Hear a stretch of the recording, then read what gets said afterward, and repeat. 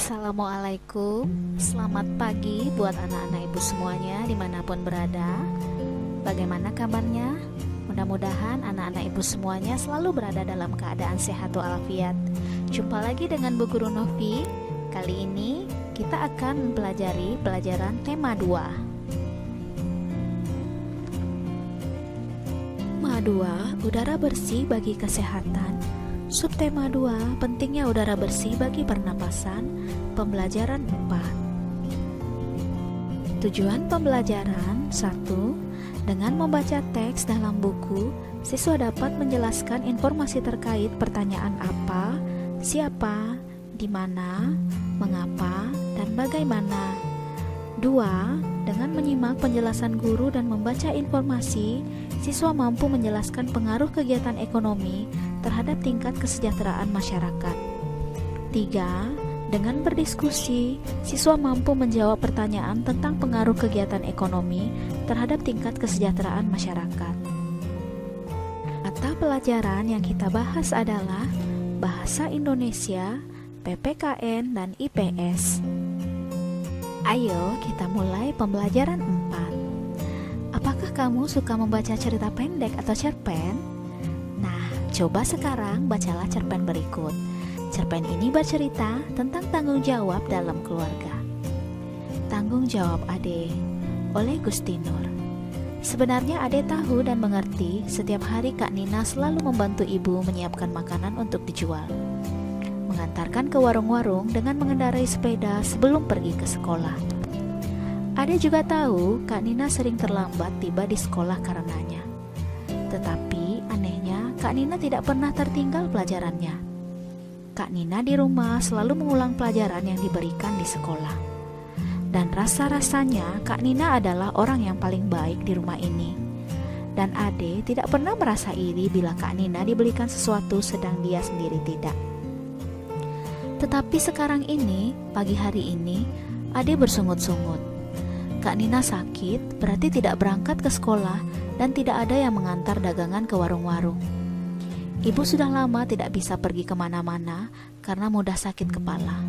Satu-satunya yang bisa diharapkan adalah Ade. Apa Ade tidak ingin membantu ibu? Sekali ini saja. Selagi kakakmu sakit, deh, ibu berkata dengan penuh harap. Ade hari ini ada ulangan, Bu. Harus berangkat lebih awal. Semalam tidak sempat banyak belajar. Jawab Ade sambil menyiapkan buku-bukunya. Wajahnya tampak cemberut. Ibu menarik nafas panjang mendengar alasan yang diberikan Ade. Kalau sudah demikian, mau apa lagi? Biarlah saya sendiri saja, Bu. Rasanya kepala saya sudah tidak pening lagi, seru Kak Nina dari dalam kamar. Mendengar suara Kak Nina, ibu lalu meninggalkan Ade yang masih berwajah cemberut. Betul kau sudah sehat, Nina. Ibu khawatir nanti malah tambah sakitmu, kata ibu. Kak Nina bangkit perlahan dari tempat tidurnya, lalu pergi ke kamar mandi. Ibu hanya mengawasi dari belakang sambil menggendong adiknya yang masih bayi. Kenapa tidak kau bilang dari tadi kalau badanmu tidak sehat, Nin? Kalau saja kau bilang selagi bapak belum berangkat, pasti bapakmu yang mengantarkan kue-kue dagangan kita ini, bisik ibu. Baru terasa setelah saya mandi tadi, Bu. Mulanya tak terasa apa-apa. Mungkin sebentar juga sembuh, Bu, jawab Nina sambil terus berpakaian. Ade berangkat tergesa-gesa. Ada ulangan. Begitu alasan yang disampaikannya untuk menolak tugas yang biasa dilakukan Kak Nina. Padahal, ia tidak langsung menuju ke sekolah. Karena di sekolah pada waktu sepagi itu masih sepi. Bahkan mungkin gerbangnya belum dibuka. Dan sebenarnya pula tidak ada ulangan. Ade sengaja menolak tugas itu karena malu. Ia tidak mau teman-temannya melihatnya naik sepeda sambil membawa keranjang kue-kue. Ia tidak mau dikata-katai teman-teman seperti yang dialami Ami Alif yang mengantarkan koran tiap pagi itu. Hari masih pagi benar. Ade tidak tahu akan kemana tujuannya pada pagi itu. Apakah akan mampir ke rumah Tina? Atau Nino? Lebih baik ke rumah Yova saja. Biasanya anak itu sudah siap pagi-pagi sekali. Aku bisa meluangkan waktu menunggu siang di rumahnya, pikir Ade. Tiba di rumah Yova, Ade ternyata harus menunggu lama sekali. Yova masih berjalan-jalan bersama adiknya yang masih kecil. Mama Yova sedang menata meja makan untuk sarapan papanya. Kakak Yova sedang mengepel lantai. Papa Yova sedang mencuci mobil. Bi Ici sedang membantu mempersiapkan makanan di dapur. Dan Ade merasa jengah menunggu di teras. Tunggu sebentar deh, Yova cuma mengajak jalan-jalan Vina menghirup embun pagi. Tak lama lagi dia pasti kembali. Dia juga sudah siap akan berangkat, kata Papa Yova mencoba menenteramkan kegundahan Ade yang sedang menunggu itu. Tetapi yang dikatakan oleh Papa Yova itu ternyata lama sekali bagi Ade. Jam dinding di rumah Yova menunjukkan pukul 6 lebih 10 menit. Jarumnya bergerak perlahan. Ade semakin merasa tidak enak duduk di kursi teras. Tak lama kemudian, Bi Ici mengantarkan secangkir teh manis dengan ubi goreng. Silahkan diminum Neng Ade, Bi Ici menawarkan. Saya mau berangkat dulu, Bi, jawabnya kepada Bi Ici. Lalu kepada Papa Yova dia pamitan sambil bergegas pergi. Terima kasih Om, saya mau berangkat saja dulu. Mau mampir ke rumah Ninuk Om. Ia tiba-tiba gugup. Papa Yova keheranan. Demikian pula Bu Ici. Mereka heran melihat Ade tiba-tiba pergi dan melangkah lebar-lebar meninggalkan rumah itu. Semua orang semuanya bekerja. Semuanya, tanpa terkecuali. Kak Nina juga. Padahal Kak Nina sedang sakit karena tanggung jawabnya sebagai anak tertua dan juga karena rasa sayangnya kepada keluarga. Kak Nina berpayah-payah pergi mengantar kue. Padahal Kak Nina sakit. Bagaimana kalau sakitnya bertambah parah? Bagaimana kalau Kak Nina jatuh dari sepeda karena kepalanya pening? Bagaimana kalau sampai... Ade seperti ingin menangis selama perjalanan menuju sekolah. Hatinya begitu gundah. Ia tak jadi ke rumah Ninuk. Sekolah masih sepi, baru beberapa anak saja yang datang. Selama perjalanan berlangsung, Ade tidak bisa memusatkan perhatiannya pada pelajaran. Beberapa kali ditegur Pak Adi karena melamun. Ia ingin segera pulang, ingin segera menjenguk Kak Nina. Mungkin Kak Nina tambah parah sakitnya. Mungkin Kak Nina jatuh dari sepeda karena kepalanya pening. Lalu ada kendaraan yang menabraknya. Hap! Kau sakit, Ade? Tiba-tiba terdengar teguran Pak Adi. Ade gelagapan, rupanya tadi ia melamun selama Pak Adi menerangkan. Pak Adi lalu menghampirinya, meraba keningnya. Ade jadi terharu. Kepalamu hangat, pulang saja ya, nanti bertambah parah, kata Pak Adi. Ade menurut. Ia bergegas meninggalkan sekolah. Ade berjalan dengan setengah berlari agar secepat mungkin bisa tiba di rumah melihat Kak Nina. Dengan tergopoh-gopoh, ia memasuki rumah. Ibu sampai keheranan melihat sikapnya. Langsung menuju ke kamar Kak Nina, dan Kak Nina terbaring di pembaringannya. Ade seperti ingin menubruk kakaknya yang sedang terbaring itu. Kak Nina jadi terheran-heran dibuatnya. Ada apa, Dek?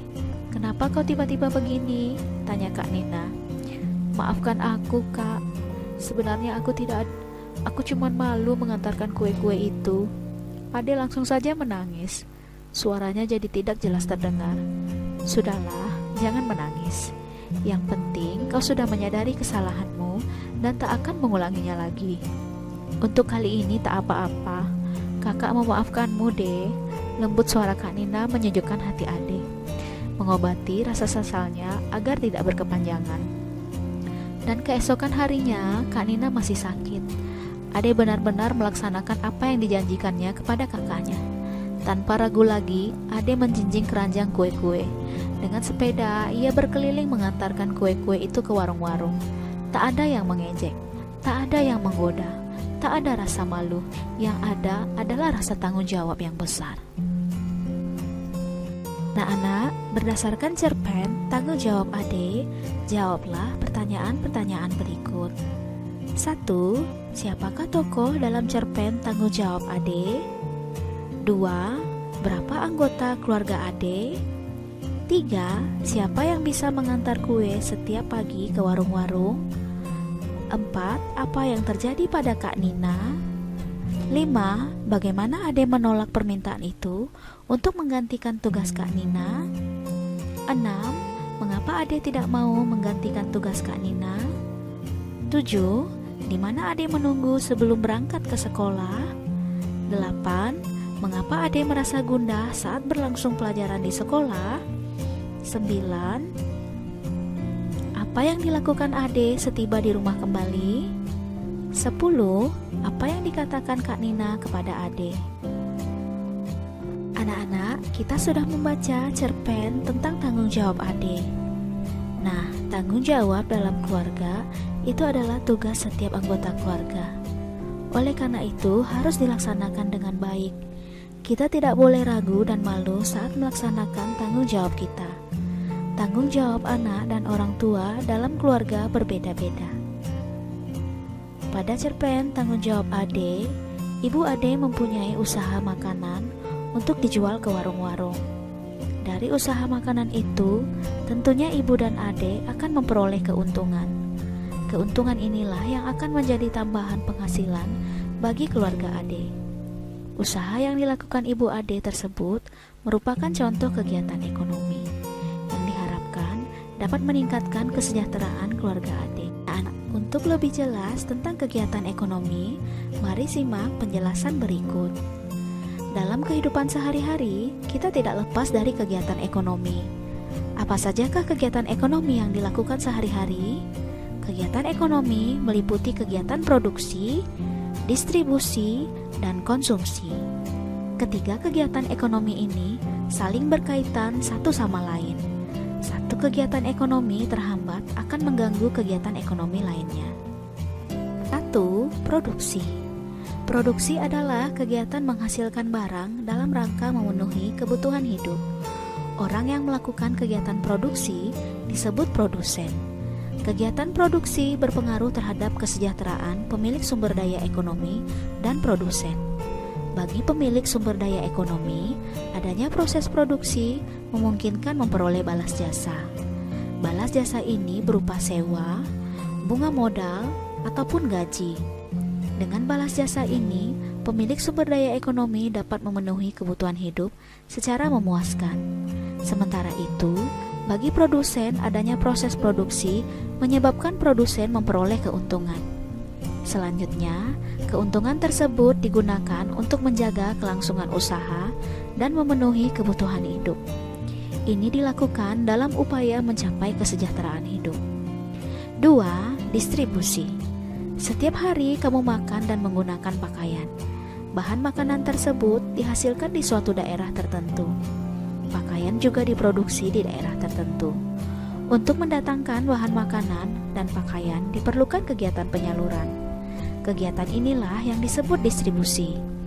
Jadi, distribusi adalah kegiatan menyalurkan hasil produksi dari produsen ke konsumen.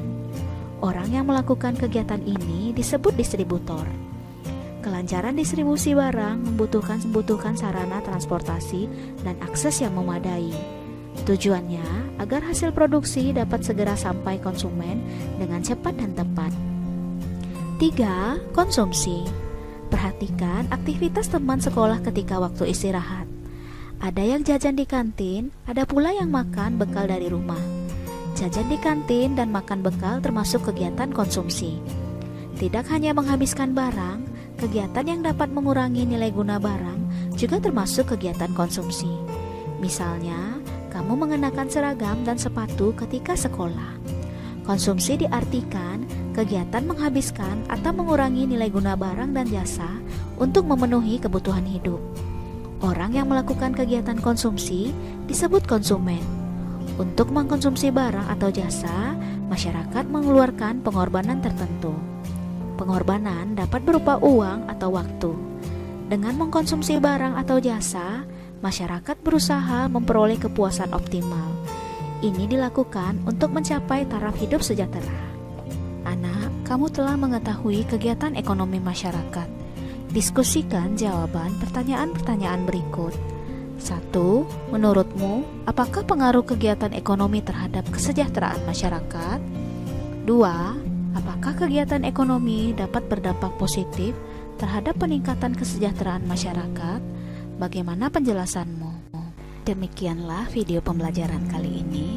Tetap Tetap semangat belajar, jaga kesehatanmu, makan makanan yang bergizi, dan istirahat yang cukup. Selalu cuci tanganmu dan gunakan masker jika bepergian keluar rumah. Assalamualaikum warahmatullahi wabarakatuh.